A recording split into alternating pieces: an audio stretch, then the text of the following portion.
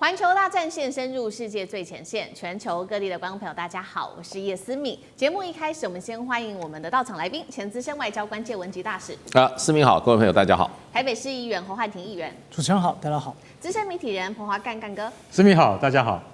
好，观众朋友，今天中东情势，赶快来看到的是鹰击12，来自于中国大陆的鹰击12会不会驰援伊朗呢？另外，今天我会来关心，也是来自于中国大陆，接下来包括它的北斗跟它的反隐形雷达。如果再加上超音速一起锁定美国的航母的话，美国有办法抵抗得了吗？今天就这些议题，我们会一起来做关心。3个火线话题，今天请来宾特别帮我们做解答。首先，我们今天会来关心到的是，如果现在做一个假设，伊朗真的部署了中国大陆的 CN-302的反舰飞弹，也就是它的鹰击12的话，美军的航母还敢开进波斯湾吗？这是航母时代第一次被区域国家拒止吗？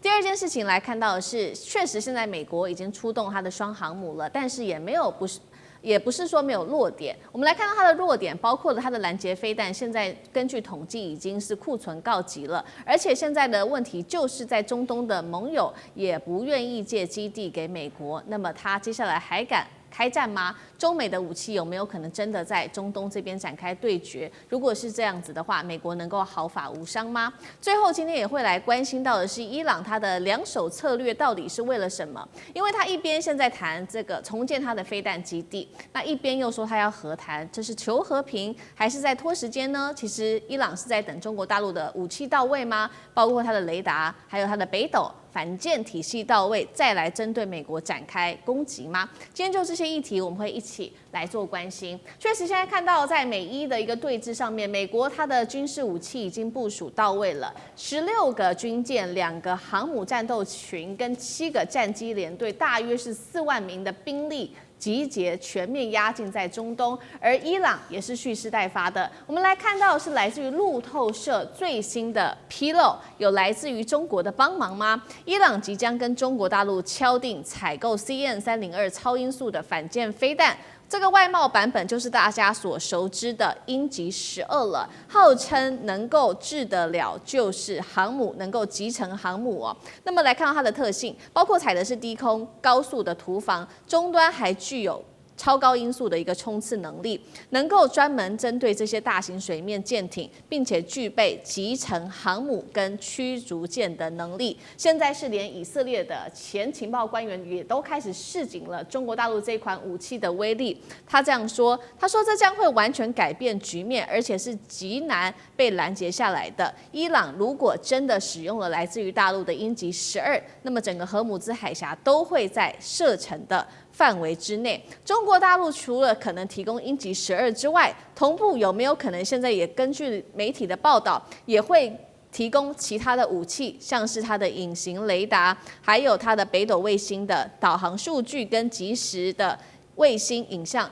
一起来做支援。换句话说，伊朗正在建立一个完整的反航母的一个体系。节目一开始我们要特别来关心有关于鹰击12它的战力了。如果伊朗真的部署的话，接下来对于美军的航母有多大的威胁性？再加上刚刚我们特别提到的几样武器，不管是雷达或者是反隐形的雷达，或者是北斗，成为一个体系化作战，接下来对于美国的冲击又有多大？汉廷怎么看？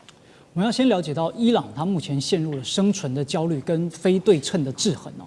面对美军16艘的军舰跟双航母的打击群的极端威胁，所以伊朗知道，目前自己拥有的传统快艇群这种狼群战术呢，已经很难突破在现代化的这种宙斯盾防御网，所以他们急需要一种一击必杀的杀手锏。能够让强敌呢在发动攻击之前，先计算一下自己能否承担失去一艘航母的代价。那再加上中国大陆跟伊朗本来就已经有25年的全面合作协议的这个状态，所以不仅是单纯的能源的贸易，在西方这种极限施压的背景之下，大陆不仅提供了是建设物资，更是安全方案。所以伊朗呢采购了 CN-302，本质上是把自己的国防嵌入到了更成熟的中国体系之中。不过呢，也要看，如果只是单纯购买这样的一个 CN-302 其实也没啥用，因为也要看你具体的跟其他整合性的部署，以及你操作得当与否。否则，如果我们看到像委内瑞拉的状态，你虽然你的手脚的武器是大陆制，可是你的脑不见得是大陆制啊，那可能也不见得有用。不过我们细部来看啊，如果真的一切配合妥当 ，CN-302配合北斗跟反隐形雷达，就很可能会让美军面临了高风险的作战环境。第一个 YLC-8B 的反隐形雷达呢，它可以刺破幽灵的伪装啊，什么意思呢？它在物理上是一种隐形克星，能够在数百公里外精准捕捉到隐形目标的雷达反射截面积。所以呢，这个美军引以为傲的所谓幽灵，但是在屏幕上它可以变成清晰的红点，所以航空母舰的先发优势就荡然无存。而第二呢，就是北斗卫星的导航了。过去伊朗的导弹受限于 GPS 的民用精准度，或者是俄罗斯系统不稳定嘛。现在如果接入了北斗3号全球卫星导航系统，伊朗就获得了厘米级的定位精度跟抗干扰的军用链路，让后面的 CN-302不再是盲目投射，而能够有一个可以实时修正的大脑，配合卫星的影像来支援。那最后呢，就是这个 CN-302的超音速突袭了。那它能够以低于20米的高度贴海飞行。对于宙斯盾的系统来说呢，反正因为种种的限制，当雷达发现它的时候啊，它可能距离舰艇只剩下30公里。所以以3倍的音速来撞击250公斤的战斗部，它的动能就相当于直接释放数吨的高能炸药，可以呢废掉一艘伯克级的驱逐舰。所以在这个状态之下，如果真的能够3位一体，那么美军面临的就不再只是零散的骚扰，而是一个完整的、封闭的、几乎不可拦截的死亡网络。好，所以现在的关键就是说，伊朗获得来自于中国大陆的武器，而且必须要是体系化作战的，不可以是单一的武器，才能展现它整体的作战的这个魄力、威力。那美国呢？我们来看到现在美国又做了什么样子的一个准备？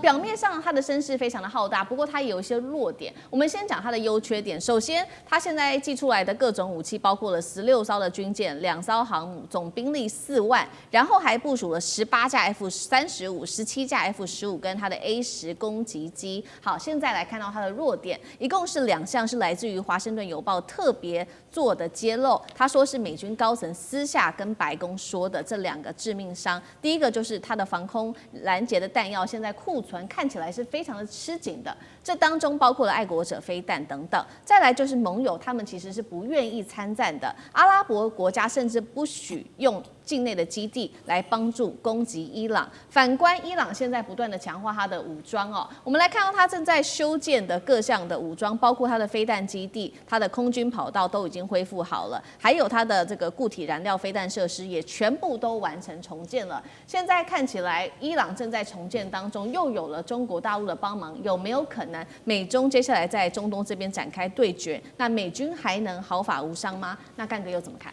刚刚汉庭把那个鹰击12讲得非常的清楚啊，大家要晓得啊，鹰击12是现在可以号称为全世界最好的反舰飞弹，要得到这样的美名并不容易啊，你要知道，因为像美国啊、俄罗斯啊，他们多的是这种超音速的反舰飞弹，可是那这个飞弹呢，它优点的地方在什么地方？就是说，它贴海20到50公尺飞行，当时它是以2倍音速飞，它等到距离目标30到50公里的时候，它突然升起，然后直攻，在这个贴海的阶段，很多神盾哈，也就是宙斯盾的雷达可能会抓不到，等到你发现它的时候，它就在你面前了，它在你面前，那宙斯盾指挥标准飞弹就已经来不及了，所以可能到最后就是进破武器系统要去拦它了。如果拦不到的话，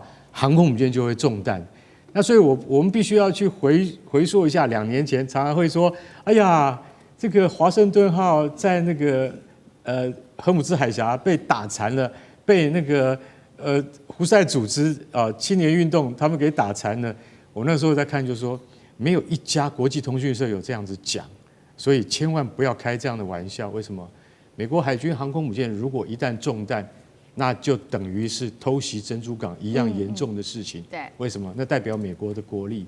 那你现在所看到的说，这个他们采购 CM302，也就是鹰击12飞弹哦，伊朗有个很大的伤，也就是我曾经说过的，你要用什么载具来投射？哦，它可以用飞机载，它也可以用船来打，但是伊朗没有这么大的船，也更没有那么大的轰炸机，所以我提供了 CM302。大家要知道，这种超音速反舰飞弹非常大一枚，你如果没有足够的载具，你是不能够发挥它的功效。所以我一直在想这个问题，就是说，伊朗如果敲定跟中国买 CM302，也就是鹰击12的话，它一定有附加它的载具在里面，不然的话，它的用处恐怕就不大。可是我们回头再来看看美国啊，美国已经16艘军舰在红海了，对，再来就去赫姆兹海峡了，就已经到德黑兰门口了。那你说这么多军舰都过来了，那你伊朗不怕死吗？我告诉各位，到目前为止啊，舰上的标准3型跟标准6型飞弹是不够的。什么叫不够？也就是说，所有的美国海军的这个就是水面上的舰队，他们都携带了标准3型或是标准6型的防空飞弹。这种防空飞弹在必要的时候可以打海面的目标，也就是既可对空也可以对海。可是现在的数量是不够的。我举一个例子，去年美国的海军舰队司令部司令考德尔上将，他对着那个美国的军工业，他开会的时候，他直接讲一句话：我绝对不会原谅你们。他讲的话非常重，你知道为什么吗？因为我的舰队没有足够的标准飞弹。所以今天这个新闻就验证了1年以前舰队司令部的司令他所讲的话，到现在没有改善。你知道吗？缺乏这么多飞弹，库存告急。为什么会告急？很简单啊，就是因为最近支援了以色列去防什么？防伊朗打过来的，就去年嘛，防伊朗打过来的那个飞弹，所以花了很多。因为美国是无条件提供给以色列的，所以耗费很多。在这种情况底下，还有在这个海峡上面要预防青年组织他们打飞弹过来，所以像这样的飞弹，还有另外一种叫爱国者，爱国者耗损最大。那你知道五角大厦也评估了，要恢复库存要5年，要5年。他们还讲了另外一个数据，他们说要恢复送给乌克兰的标枪飞弹，比较小的那种反坦克飞弹，要13年。大家知道吗？所以4万大军，美国大兵集結在那个荷姆兹海峡外面，你等上了岸以后，你恐怕发现你反坦克飞弹你都不够，更不要讲说我刚才讲的那种对空拦截的那种巨大的飞弹都不够啊。所以在这种情况底下，我们讲一句实话，就是说你粮草先行啊，结果你发现粮草也没来。然后你川普，你现在要大开杀戒吗？你要先想想看，这一次的作战很恐怕只是一个有限战争，你要快速取胜，快速在谈判桌上面取得进展，不然的话，你真要打他的话，你恐怕48小时之内就必须要撤退了。好，所以现在面临在军事上面的不足，不管是在这个拦截弹药的不足，川普敢不敢先开第一枪，这个还要持续的做观察。倒是伊朗现在，为什么突然间又慢慢的好像展开示好？他现在说了呢，他愿意来展开核谈判，在日内瓦这边他想要谈，这是来自于伊朗外长的最新说法，而且他也特别强调了。他说：“伊朗，我们接下来不会发展核武，但是还是绝对不会放弃和平的技术性的一个权利。那么时间点非常微妙，因为现在看到伊朗好像在实施的是2手策略，一边它还是持续发展它的飞弹系统，还有它的防御系统，但是另外一边又好像示好说想要跟美国来好好做谈判。大家也在解读说，川普这个伊朗到底在想什么？他是不是现在呢正在等中国大陆的武器完全的到位，才会对美国展开攻击？那大使又怎么解读？其实伊朗我们今天观察，从很持平的观点看，伊朗已经做了很多让步了。那就不晓得美国到底要求伊朗是什么？因为伊朗的外交部外长已经多次声明，他说我们已经草拟好一个有关发展核武协议跟美方要签核武协议的一个草案，准备26号带到日内瓦去谈。那这一次在谈判的时候，美国只提出2点要求啊，第一个就是废导是什么？导弹。他要伊朗把他的导弹系统把它废除，自废武功。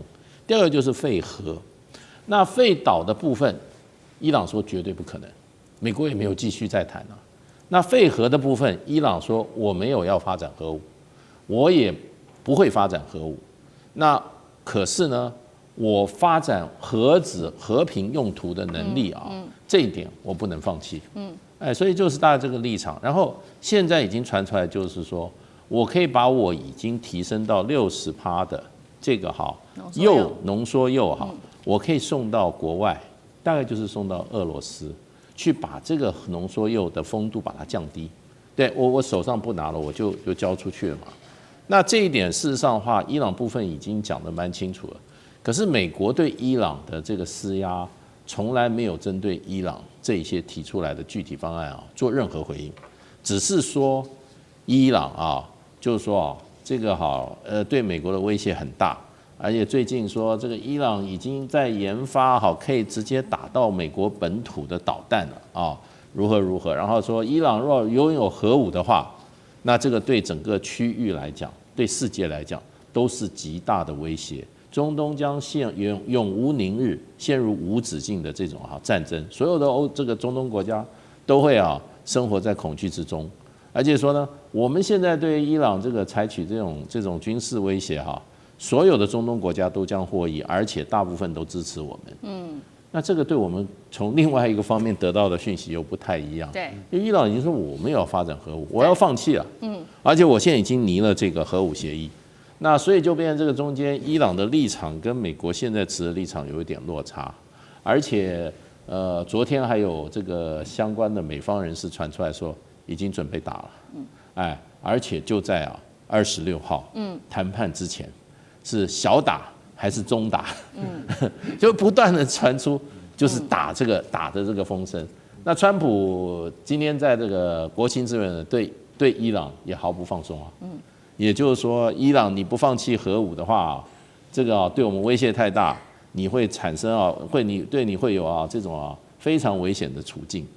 那所以现在就有一点点感觉上美国跟伊朗好像不是在同一个频道上在沟通。那美国硬是说伊朗不放弃核武，伊朗是说我已经放弃了，所以呢，到底是有意没有听到对方的声音呢，还是真正没听到？我觉得有意故意不听到对方声音的可能性比较大。好，谢谢大使。那我们休息一下，马上回来。地缘政治、美中之争、战略价值、强权崛起、小国生存。现在与未来洞悉事件走向，掌握世界脉动，全球观点尽在环球大战线。接下来我们要持续来关心到最近在东北亚的上空真的气流很乱，尤其今天要关心到的是韩国的军方不停跟美国谈好的安保。李在明在想什么？今天我们会一起来做关心3个火线话题。今天请来宾来特别帮我们做解答。我们等一下会来看到的是美军的100架次的 F-16呢，在这边演练，而且逼近了中国大陆的防空识别区。那这个时候，中国大陆它是紧急的升空它的战机来做对峙，结果呢，驻韩美军却接下来被要求要向韩国道歉。韩国现在开始已经不再唯美是从的意思了吗？今天一起做关心。第二件事情，刚刚特别讲到的，美军的 F-16逼近了中国大陆的防空识别区。那中国呢，它是派出什么战机来升空拦截呢？军事上面的消息，等一下我们会请来宾来特别帮我们做解答。最后，今天也会来关心为什么李在明这个时候要求韩国缩减跟美国的联合军演的一个规模呢？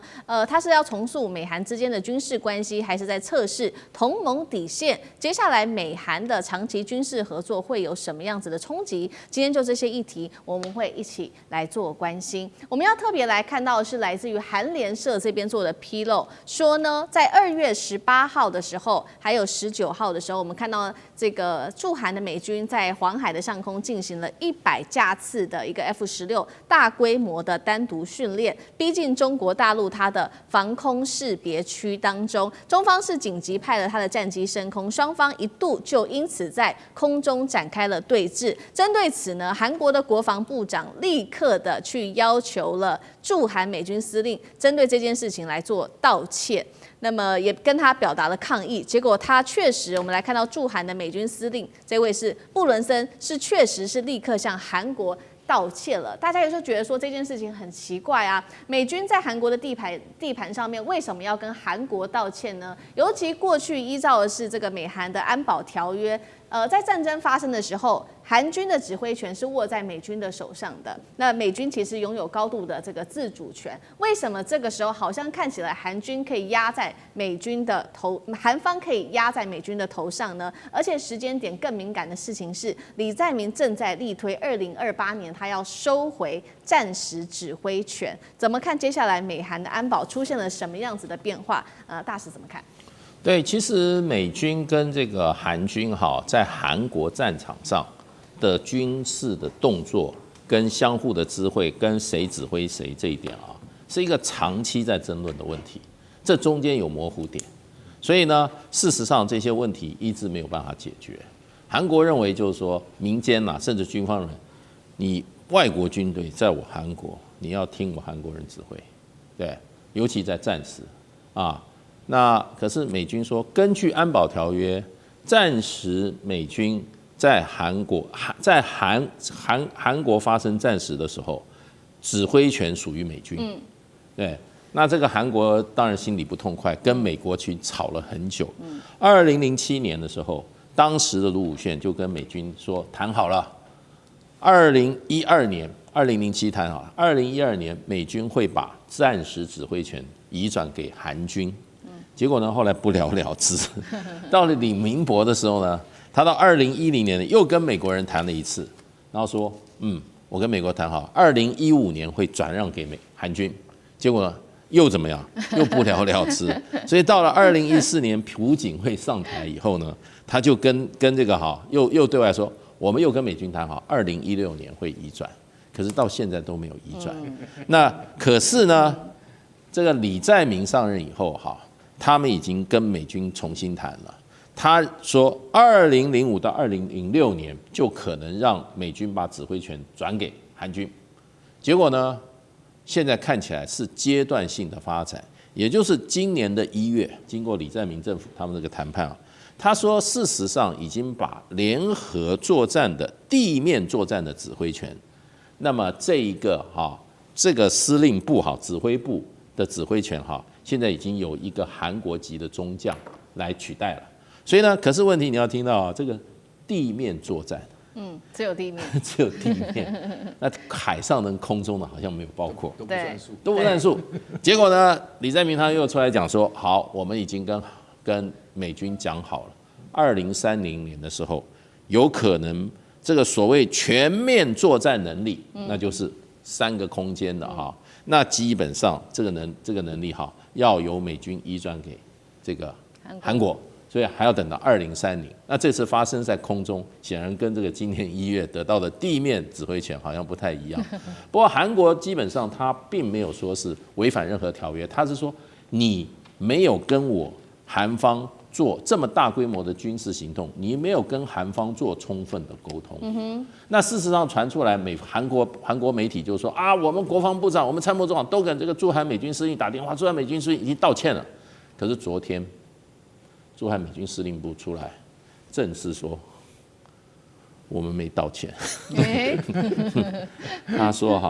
他说驻韩美军为维持最高战备态势，完成自身任务，定期实行演训。我们不会为此道歉。然后接了一句话说什么？由于相关事项呢未能及时报告有关层级布朗司令向韩国国防部及联合参谋本部表达遗憾。所以遗憾跟道歉是不一样的那韩国人呢也是很硬国防部中午就举行记者会，美军是10点钟举行，他中午就举行记者会。他说部分报道内容是属实的，但公开双方通话内容并不适当。那么被外界认为韩方证实美军司令已经致歉，如今美方却否认此事，所以就变成就韩国方面呢，就基本上呢，他说我们不公布内容，对，可是呢确实有沟通，就这样，所以这个有一点点搞到现在罗生门不过这也反映出来，其实韩国的政策，还有韩国基本上对于美军在韩国的行动啊，是有意见的。尤其这一次，他认为没有事先通知引起双方可能的冲突大规模的冲突，而且是引起跟中国大陆的大冲突，他觉得不对。你如果引起跟朝鲜的这个冲突的话，可能的话，那是你美军在韩国的本职学能。你现在呢？你不打朝鲜，你去打中国大陆，韩国人不同意。是，所以我们可以看到这个韩国的总统李在明开始在这个美中之间的战略开始做调整。等一下也会请汉庭来持续带我们看到接下来对于美韩长期的合作又有什么样子的影响。我们先来看到刚刚提到的这个在黄海对峙的这2架战机，那包括了中国大陆它的战机到现在没有人知道是哪一架。那中国的外交部也没有多说什么，他只有说呢，中国军队依法依规全程跟监警戒，有效的应对处理。我们现在来看以军事的角度来做分析，中国可能是派出什么战机？干哥怎么看？好，其实老实讲一句，中国现在常驻于浙江以及这个江西的大概4个基地，都主要是还是以歼16战机为主，这也是我们最新的飞机。那比前一代的歼11呢有很大的改进，虽然说在外观上面没有什么这个差距，但是呢歼16它更新了所有的航电设备，这是最重要的。为什么？也就是说，你今天更新了航电设备之后，你就不再像以前的那么硬邦邦、铁板一块的，是听着基地的战管发布命令。你甚至在空中，你可以有跟空中预警机的联系，就可以知道说，我们现在在我们的 CADIZ 什么意思？中国航空情报识别区啊 ，CADIZ 就是在自己的领海跟领空范围之内。CADIZ 可以告诉你所有的由预警机传来所有的相关的资讯，这个空域里面有多少民航机，航向是多少。但是突然出现了有一队飞机，谁？原来是来自这个韩国的一队美军的 F-16战斗机。那这个时候，空中预警机下达了指令之后，歼16它就会上去应。其实以歼16跟 F-162种飞机，他们的实力在伯仲之间。他们的性能也是在相当的一个水平，同样一个水平。不要说 F-16已经很老了，对，很老了，没有错。但这些飞机平均年龄只有20岁，跟我们现在的歼16或者是歼11的这个寿命是差不多的。最重要的就是说，如果发生了对峙的情况之下，那两军等于是只有一线之隔，只要你再多飞200公尺，不是200公里，200公尺，那你就过去了，就等于进到了韩国航空识别情报区，叫做 KADIZ。你只要飞进去了，那对不起，防空雷达就会警告了，防空雷达开始警告，爱国者就会锁定你了你会知道你被锁定了，为什么？因为你进到我的防空识别区来。那战机也一定会到你面前，可是这一次，我先跟各位讲，布朗森司令，刚刚大使讲说没有实际上的道歉，我跟各位讲，美军司令不会跟你道歉的，他是来帮你忙的，他就算做错了，他只能说 "It's a great pity"， 非常遗憾的，对，但是不会讲 sorry， 他不可能跟你说 sorry 的。我跟各位讲，这是你看得见的东西，这是2月18号你看见的东西。看不见的是，他私底下调动 B2 跟 B1 这种隐形轰炸机的时候，他绝对不会告诉你的。Bronson 不可能告诉李在明，或甚至告诉安圭博韩国的国防部长说，我要调动一队 B2 来可能会也是降落在你们的乌山基地，在哪里？京畿道的乌山基地，因为那是最大的基地。我还不会告诉你这些，等到飞机飞到你面前你就知道了啦，不可能会告诉你的。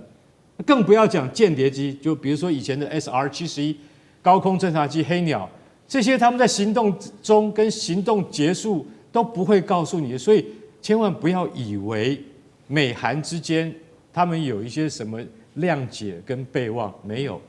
我今天是来帮你忙的，4万美军驻扎在韩国的境内，就是在帮你打仗，你到底还要求什么？不过应该有的外交的这些告知的话是会有的，可是，在军事行动上面的话，美国他一向都是独断独行的。老实讲一句，他也不会告诉台湾，他也不会告诉你韩国，他更不会告诉日本。为什么？因为它叫做美军，好吗 ？OK， 这样懂了吧？好，确实哦，这一次美国的战机在黄海这边跟中国大陆展开对峙，让韩国很不满，所以现在美韩的关系也开始出现一些变化嘛。因为在这一件黄海上面的对峙争议发生之后，我们来看到是朝鲜日报最新又在爆料，紧接着进入3月份了，本来要举行的这个本来要举行的这一场自由之盾联合军演，现在呢，韩方呢因为要求要大幅缩减规模，因此呢，跟美国没有共识，已经被迫要推迟了。李在明也给出一个理由，他说，理由呢，就是因为今年是南北韩和平共处的第1年，那美国也很尴尬。他说呢，我已经把我的人员啊、装备都全部准备好了，你在这个时候却临时要这个缩编，等于是美国被打脸，但是他也怎么办呢？也只能无奈表示没有办法，表示惊讶。那接下来对于这个长期的美韩合作是否已经开始出现了一些变化，李在明在想什么？汉庭怎么看？这一连串的操作确实让很多过去认为韩国唯美是从的观察家们跌破了眼镜。不过，不论美方是道歉还是遗憾，你想想看，美国什么时候会向台湾表示过道歉跟遗憾呢？从这点来看，韩国还是挺了不起的啊。那韩国这一系列，你看他做了3件事情啊。就第一个，在黄海的事件上，是在我们农历大年初了。他主要的抗议是什么？是说美军根本没有跟韩方有充分的协调沟通，然后呢，你美国的挑衅行为是把韩国置于了中美冲突的前沿，严重违背韩国自己的国家利益。而这个抗议在整个韩美同盟历史上非常罕见，因为过去呢，韩国对美军的做法往往就是默许或者事后解释，从来没有抗议。那第二呢，就是拒绝捆绑踢开日本，因为几乎就在同时间，美国提议我们美日韩要联合空中演习啊，但李在明呢也拒绝，为什么？说你这个很靠近日本什么主导就主权的相关问题啦，所以韩国不碰。这也表示了韩国在历史的问题上是要划清界限了，拒绝在敏感的时刻跟日本进行深度的这种军事捆绑。再来第3，就前面所提到，本来要在3月9号举行的自由之盾联合军演，李在明说：“哎呀，今年是南北韩和平共处元年呐，所以我们这些就减少啦。”所以美方呢也就推迟。为什么李在明敢接连对美国出招？其实是多重考虑。第一个，他的内政扫清了障碍，执政根基非常的稳固。我们都知道，这个前总统尹锡悦已经被判无期徒刑了，整个保守派的势力受到了重挫。李在明呢，扫除了国内最大的政治对手，所以他也能够摆脱前任这一种亲美亲日的外交路线，所以他就可以推行自己的战略自主啦和国家利益优先的主张。那目前为止，他的外交政策支持率也高达了58%，远超过尹锡悦只有32%。第二呢，就现在他的经济问题才是最重要的嘛，所以他必须要去修复跟中国大陆的关系，所以他呢，把今年他的这个去首访目的地就是中国大陆，也带领了庞大的经济代表团。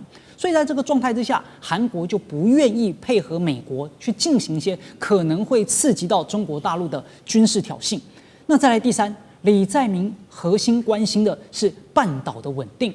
不是要被美国绑上印太战略去对抗中国大陆，所以美军不论是在黄海啦，然后或者是什么要求韩国的这个美军要承担第1岛链，遏制中国大陆的任务，这对李在明来说不是我重要的事情，我在意的是北韩啊，对吧？我在意的不是中国大陆啊，所以他强调在同盟当中不能被牵连，但也不能够被放着不管，所以要加上一个所谓的安全法。好，所以这就是他的一些这个主张跟作为。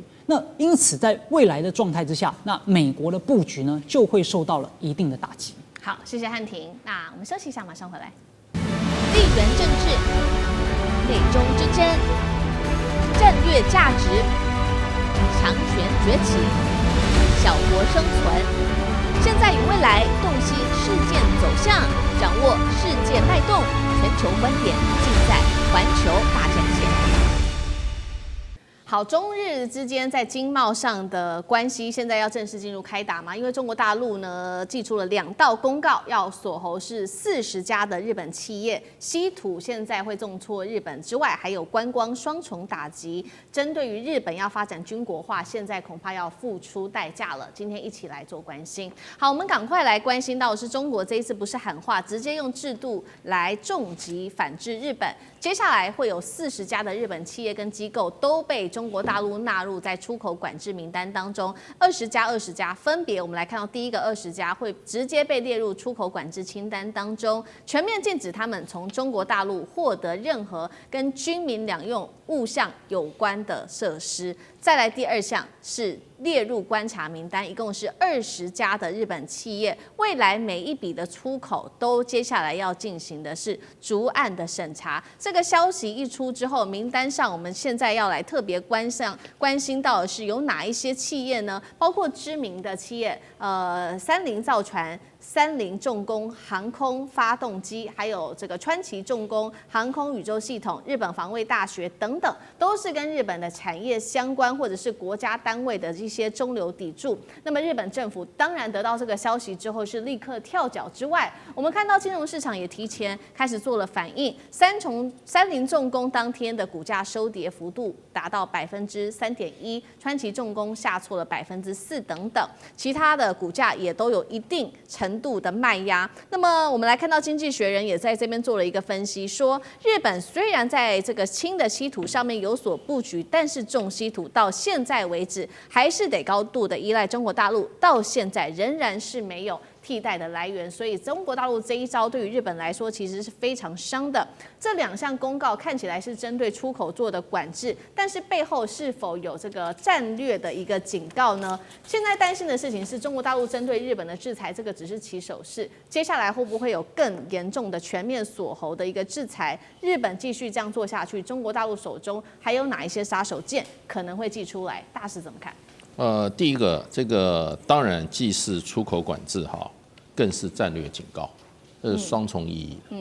第二个呢，这个哈，现在当然只是一个起手式啊，就是肉是一刀一刀的割啊，哎，它是这个哈，最后会不会全面锁喉，那看日本的反应。哎，那第3个就是说，如果日本继续军国主义路线走下去，中国大陆还有更多工具吗？当然有啊，这个只是经济工具，还有啊，这只是经济工具，还有贸易工具。那经济工具现在只用了一部分了，还没有让日本在大陆赚钱的企业啊付出代价。哎，日本在大陆现在投资还是非常的多。哎，那对于双方的贸易关系来讲，中国是日本第1大贸易伙伴，日本是中国第5大。所以这个就已经相对的弱势了，日本基本上是弱势了。那再加上就是说，这个哈，除了这个经济贸易手段，还有什么手段呢？还有就是外交、国际政治的手段啊。那还有再下一步什么手段？那个军事手段啦。对，所以就是说会不会做全面锁喉？我觉得就基本上看日本军国主义政权，它后续怎么走。那当然，这些中国大陆是要对日本产生压力。那如果日本因为经济上受到了严重的打击，高市早苗的政权及早这个寿终正寝的话，那大陆一定会觉得这个奏效。那当然会再看看慢慢会不会施加这个比较缓和性的一些政策了。不过整个来讲，我认为就是说，中国大陆从这个尤其高市早苗啊。它不仅是说它走的是军国主义路线，一天到晚日本正常化这日本喊了很久。它最重要，它对大陆角度来讲最严重的一个问题，就是它把中国的领土问题啊、中国的主权问题啊，当作日本的内政在管辖一样。而且更让中国大陆无法接受的就是说它居然用威胁使用武力，这个是所谓紧急状态嘛，国家紧急状态，他说已经构成行使集体自卫权的这个条件了嘛，所以这个就变就是说，高市早苗的话基本上是日本军国主义，本来我们说他应该这个或者日本国家应该去跟美国人谈一谈啊，免军驻军撤退啊，你们让我宪法改一改啊，对不对？那日本都没有，第一炮就对向中国大陆，所以中国大陆这个是可以说是被动式的还手。不过他这样针对中国大陆，很多大陆的评论人员，还有我们台湾的评论人员都这样说，这正好给中国大陆一个怎么样？一个怎么讲呢？一个支点，要有一个理由可以做这些事情。那这些事情对日本的这个军国主义最重要的一个守备，也就是它的军火工业来讲，这个是一个非常强烈的打击。哎，拿不到稀土，你还有什么哈？你还有感知能力吗？对，你的雷达系统就不要做了，你可以做到20大的水准，现在都要氮化镓雷达了。对。氮化镓是什么？镓就是稀土啊，对不对？还有你这种火炮，还有这种高精密度的这种武器，它那个抗热能力啊，它要抗到2000度的温度，2500度的温度，这都需要稀土。所以这个对日本的军火工业是一个非常大打击啊。那会不会有进一步？我认为完全看日本方面的反应啊。是。好，所以我们看到现在中国大陆祭出的制裁，除了是稀土直接打在日本的这个军工产业的命脉上面，针对于民生观光，中国大陆也有另外一招的制裁，就是针对观光业。那么现在来看到的是最新统计，光是今年的1月份。中国大陆赴日的旅游的旅客数直接暴跌60%，现在剩下38万人。来自于一家日本的旅宿业者特别在这边做了一个自白，他说现在面临的是灾难性的局面，他说销售额损失数千万日元。刚刚讲的稀土其实也是持续的在影响企业，这个是。基路电子的社长他说，没有办法顺利的进口稀土，日本制造业就会活不下去。而且他说呢，现在稀土的进口量只剩下过去的1/3，成本等于翻倍了，订单排到明年他也是不敢接的。接下来对于整体日本企业界的冲击到底有多大？还有就是在日本的制造业，这一些高端的制造业会不会因为没有稀土被迫停摆？汉庭又怎么看？人不犯我，我不犯人；人若犯我，我必犯人，对吧？以其人之道还治其人之身。那么过去当华盛顿在对中国大陆施下各种制裁跟限制的时候，日本也没少这个不掺和。所以再加上高市早苗的言论，那中国大陆就陆陆续续出台了这些制裁的措施。我们节目也分析过好多遍。但是这些制裁的措施具体的效果或者是它的影响，很可能都是要等到今年下半年，那才会陆陆续续的展开。而且呢，一定就是要越来越多跟越来越快，否则在几个月之前，大家觉得，你看高市早苗讲话也过2个月了，怎么好像股市偶尔跌一下，但因为 AI 的浪潮，其实全球股市都在涨。那或者观光客虽然下跌了，但短时间之内也没有什么太大的影响，最后反而让高市早苗高票当选连任，而且席次还大胜。所以在日本也好，或者在全球的一些反中反华的媒体的评论解读，就会觉得你中国大陆的制裁也没什么效果。所以这也是在选后，那大陆必须要持续的出手，否则如果这个制裁的手段没有办法忠实的展现对于日本的经济或者是高端的制造业有明显的冲击跟打击，那么中国大陆就会成为一场笑话。所以目前所选出来的，包含这40家的实体名单，20家的出口管制，20家列入了关注的名单，那包含重稀土。就虽然经济学人智库说在轻稀土上是透过澳大利亚要去一些开采啦，但实际上目前的成效也甚微。但是重稀土呢是完全无法摆脱对中国大陆的依赖，包含是敌或者是特。日本在重稀土上几乎是100%依赖于中国大陆。那如果未来大陆进一步的收紧重稀土的出口，日本的高端制造将会面临骨牌式的崩盘，包含了航空航天、半导体跟汽车的工业。那未来就是这所谓的观光或者是消费，目前虽然人数下降了60%，那未来还会不会再继续下降？这些都是后面的有待观察。但是从中国大陆的这个出牌呢，确实可以看得出来，这就叫做以止戈为武啦。那没有诉诸于武力，而是运用了成熟的国内的法律跟国际的规则，对危害于中国大陆的这些行为呢，进行了源头管制，把管制聚焦在两用物资跟军事用途。既维护国家安全红线，但是也帮民用的贸易保持了一定的通道，算是展现大国博弈的这种色彩。但未来有没有效，也是要一观后效。好，针对于中国大陆这一次对于日本的出牌，那日本有没有得到一些教训呢？目前看起来似乎日本官方不这么觉得，因为日本最新又在祭出了2道新的公告。第一个，我们来看到是自民党他说了，计划废除现有的军武装备出口限制，让自家生产制造的武器，即使具备杀伤性能，也能在出口海外持续赚取外汇，这是第一个。第二件事情，现在日本呢还举办了主导日的活动，直接激怒了南韩。南韩外交部再次的重申独岛主权，要求美韩军演要排除日本。怎么回事？日本一口气好像激怒了东亚的2大国，包括了韩国跟中国。干哥怎么看？没有，高市早苗不是这样子想的啦。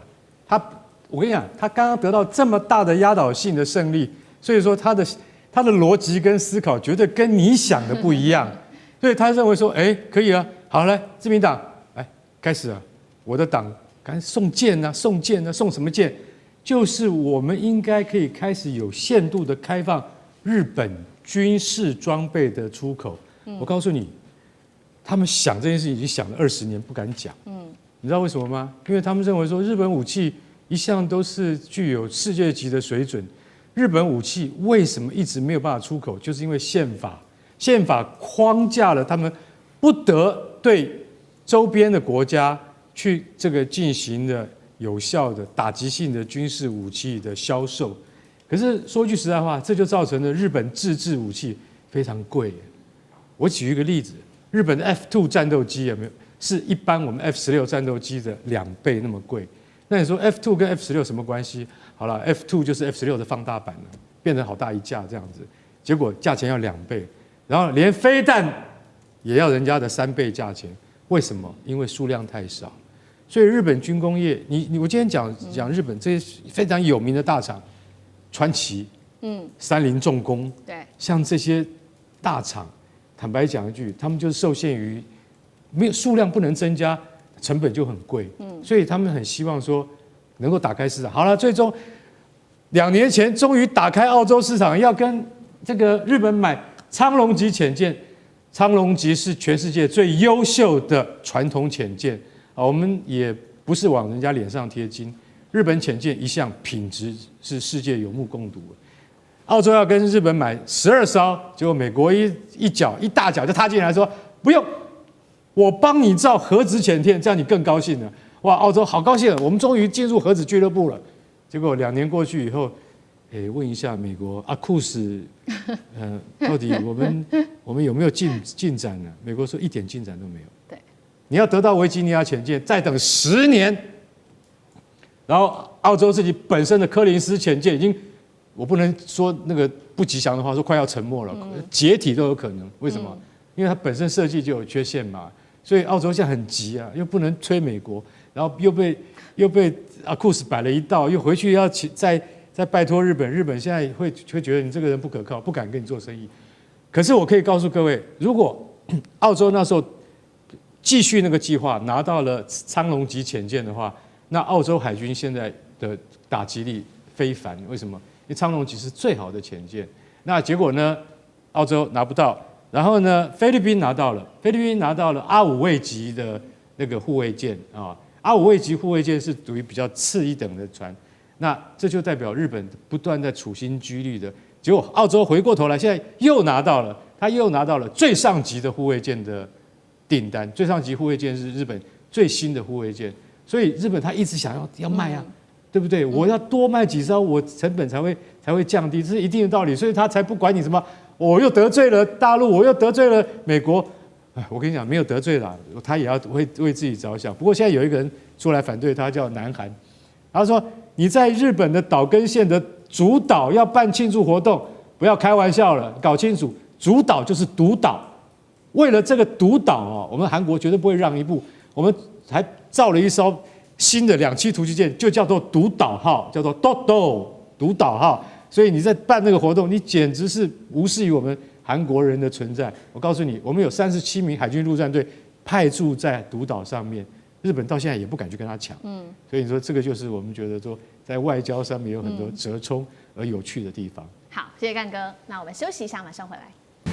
地缘政治、美中之争、战略价值、强权崛起、小国生存，现在与未来洞悉事件走向，掌握世界脉动，全球观点尽在环球大战线。好，赶快来看到最新消息。现在呢，川普要救自己的期中选举。今天早上才刚发表，在台湾时间发表的国情咨文，赶快立刻带观众朋友来关心哦。他说现在是美国的黄金时代。他说关税要取代所得税。美国到底现在是在复兴还是自我催眠？选民到底会不会针对这一场国情咨文对川普买单？今天一起来做解读。赶快来看到，就是在今天最新24日发表的川普的国情咨文。他说美国迎来了建国250年为一个主题，现在呢，美国已经进入黄金时代，是比以往任何时候都要更加美好、富裕跟强大的美国。美国呢，川普说的，拥有史上最强大安全边境。芬太尼在1年内经由边境流入量大幅下降了56%。过去9个月没有非法移民进入美国，通膨一直狂降，降到了5年新低，房贷利率更是创下4年新低。他还说呢，全国啊，现在全球都在投资美国，18兆美元的投资承诺，而且我们还从委内瑞拉取得了8000万桶的石油。他还说，美国的药价不断的狂下降，下降幅度高达600%。那么他也提到了关税政策，他说很遗憾的关税政策被搞成这样子，但是我们可以看到关税没有伤害经济，反而是推升了美国的股市，道琼指数提前突破了5万点大关，川普非常的满意。最高法院就算裁定了关税违法，很让人遗憾，但是反而让我拥有了更强大的筹码，可以实施更严厉的关税措施。他也指控多年来多国不断的坑骗美国。他说未来关税收入将会大幅取代所得税的制度。被专家批评说这个想法也太天马行空了嘛。当前美国每年个人跟企业税收5.6兆美元，但是预估啊，你川普全年得到的关税税收只有3500亿美元，还不到现在的1/10。那川普继续催，他说我们赢太多了，多到很多人甚至不知道到底该怎么办了。另外，路透社也做了一个最新民调，现在有超过60%的美国人认为，川普这一位79岁的总统就是个老黄灯，年纪越大，行事越反复无常且古怪。当中竟然这个受访者当中有30%还是共和党人。纽森更是在这个网络上面制作了 bingo 的游戏卡，来特别讽刺川普的种种行为。有了这一场国情咨文演说之后，能不能救目前低迷的民调，救共和党的期中选举选情？汉庭怎么看？啊，可怜呐、这个很多的东西啊，这完全都被打脸，所以政治果然是很高级的修辞学啊，尤其是在川普的演讲。虽然他讲说，哎呀，这个美国比以往时刻任何都更加伟大，但这个更像是日落余晖的最后一次挣扎。他口中的黄金时代，本质上是建立在债台高筑、社会撕裂跟关税幻觉的沙中之塔、井中之月。好，这不是什么国情咨文啊，这就是一份选情救命书，主要在为选举告急的。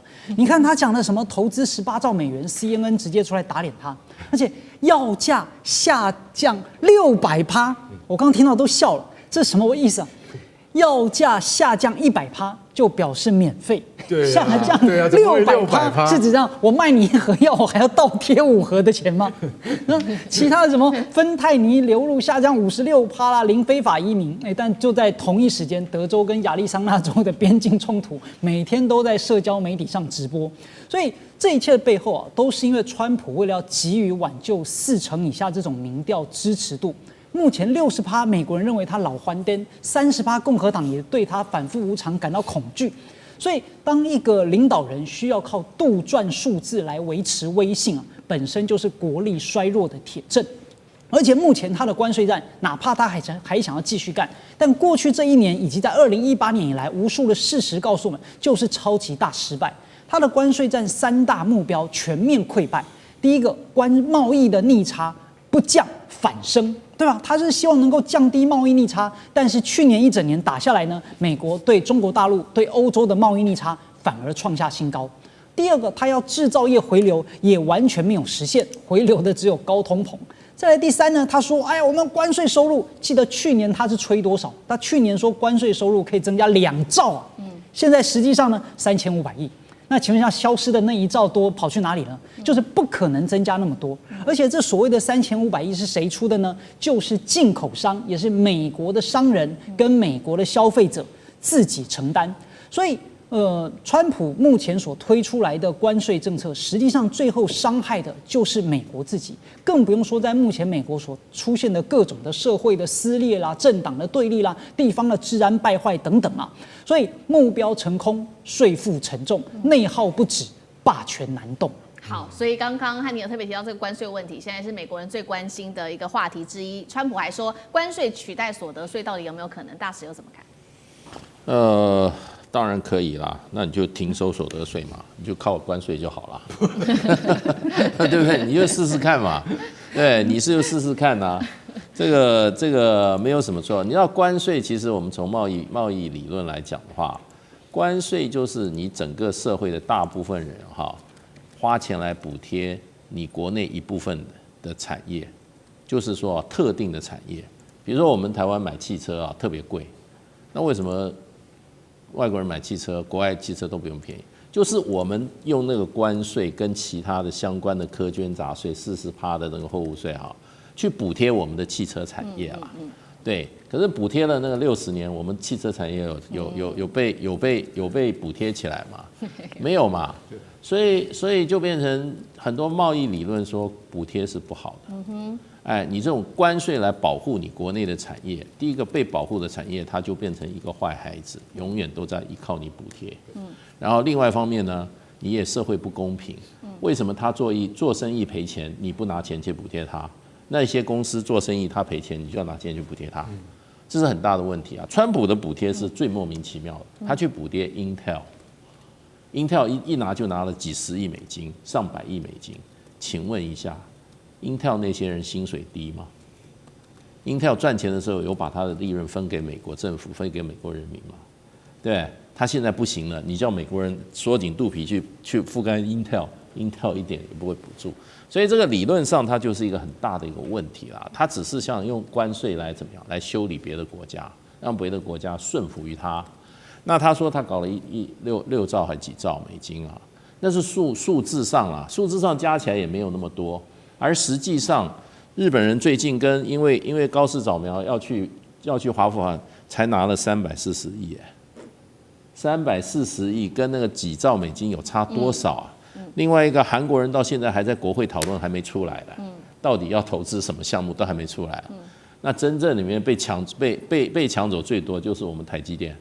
我们台积电已经几个厂，2个厂在 Arizona， 第3个厂、第4个厂，一个厂都进去了。我们2500亿我们是所谓的我们这个落实最多的，对啊。结果他没有感谢台湾，他说台湾偷他的产业。所以川普事实上，我觉得这个人的我觉得为目的不择手段了。他现在落到今天这个情况我觉得还不是他跌到最低点。他还会往下面走。好，那干哥怎么看？因为川普说现在是黄金时代。国情咨文刚讲完，对不对？你知道国情咨文原来是这么的精彩大家认为说川普的国情咨文，反正他就是讲很长嘛。对，他这一次又创纪录了，他讲了1个小时又48分钟，已经创下了前人的纪录。前人是克林顿，讲了1小时28分，他讲了48分钟，1小时48分钟。这不重要，重要是他一进去的时候，就有一个就是民主党的对手议员这个人特别介绍一下，他叫葛林 Green， 他进来的时候他就拿着看板说，这个黑人不是猿猴，为什么他会拿这个标语，你知道吗？他指的是白宫刚刚做了，也就是川普的幕僚刚刚做了一个讽刺前总统奥巴马的影片他就是直接讽刺奥巴马就是这种就是等于是没有开化的人类啦。那这样是非常这个严重的这种戏虐嘛，对。那葛林就拿着看板，然后一直挡住川普的视线，川普往哪看他就往哪挡，往哪看他就往哪挡，然后挡到最后，你知道警卫来了，把葛林给押出去了。大家要知道，葛林是第2次被押出去，为什么？他去年也这样干，一样被押出去，所以一开始就非常的有点烟硝味啊。但是等到川普振臂一呼说，美国250岁了，现在美国是不是最强大的时候？对不对？大家都同意吗？结果那个是他在讲这个话的时候，共和党议员全部站起来鼓掌，然后呢，突然有一对这个美国的英雄出现了，鼓掌更大。为什么？本来民主党议员都坐着要看他的笑话，大家都要打瞌睡，结果有一队冰球队刚刚得到冬季奥运的美国代表队得到冠军进场，哇，那全场沸腾，民主党议员也只好起来鼓掌了。那这种就是情势大好，连对手都起来鼓掌了，对不对？然后总统就颁布自由奖章给这个冰球队的队员，哇，那气氛正热烈嘛，对不对？就好像这次的国情咨文应该可以非常的圆满了。结果不是，结果一荡下来之后，他就开始骂拜登，一直骂。结果民主党的议员就说是，他说是你不要脸啊！一个女议员说是你不要，你杀了美国人，他指的是在明尼苏达。